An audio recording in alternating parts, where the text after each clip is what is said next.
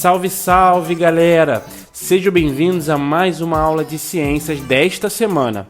Eu sou o professor Vinícius e na aula de hoje veremos mais um assunto novo. Vamos lá?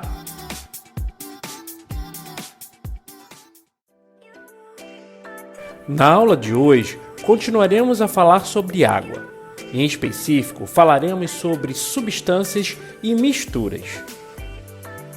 Vimos que a molécula de água é formada por 2 átomos de hidrogênio e 1 átomo de oxigênio. Daí, classificamos a água como uma substância composta. Isso porque ela é formada por átomos de elementos químicos diferentes, como o hidrogênio e o oxigênio. Diferente dessas substâncias como o gás hidrogênio, gás oxigênio, gás nitrogênio e gás ozônio, que são formados, cada uma delas, pelo mesmo elemento químico. Por exemplo, o gás hidrogênio é formado por 2 átomos do mesmo elemento químico, no caso, o hidrogênio.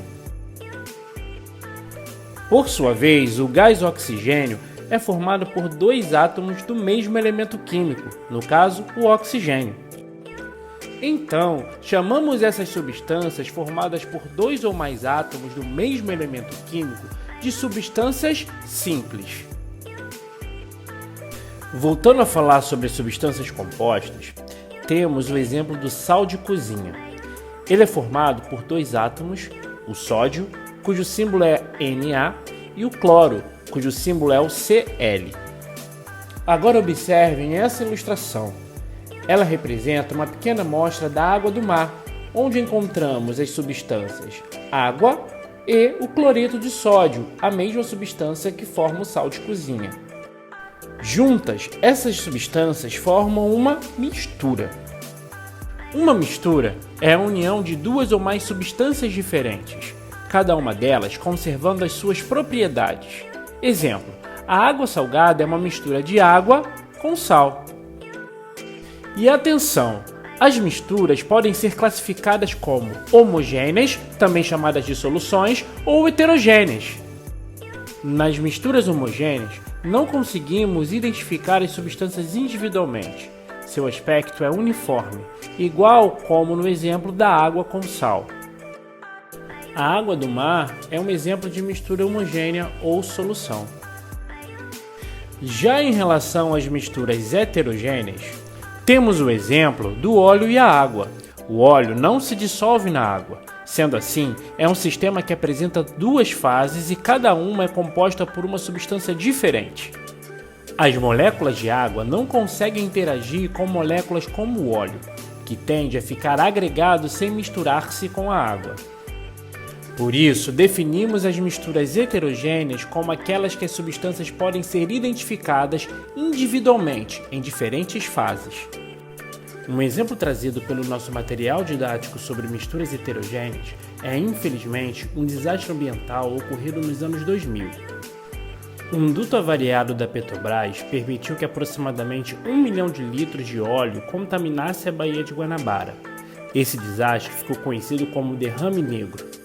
E, infelizmente também, várias embarcações e estações de petróleo jogam toneladas de óleo nos oceanos, poluindo os ecossistemas aquáticos.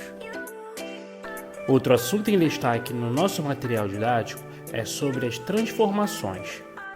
A transformação pode ser de natureza química ou não, dependendo de como as substâncias de uma mistura podem interagir. É o caso da respiração dos seres vivos, que é também uma reação química, isto é, uma transformação química chamada de combustão.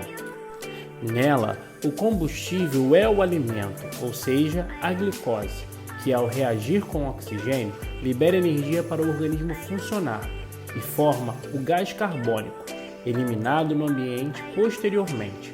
O gás carbônico é a substância nova formada nessa reação. Ele não existia no início do processo. Então, concluímos que, dentro de uma mistura, se houver transformação química, haverá mudança da substância, ocorrendo a formação de uma ou mais substâncias diferentes das quais iniciaram um processo.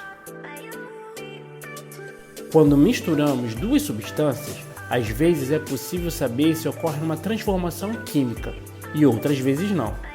Mas como saber se é uma transformação? Existem alguns sinais que podem indicar, tais como mudança de cor na substância formada, liberação de um gás e luminosidade. Então é isso, galera. Ficamos por aqui com mais uma aula de ciências. Não deixem de fazer as atividades propostas. Bons estudos e fiquem bem. Até a próxima!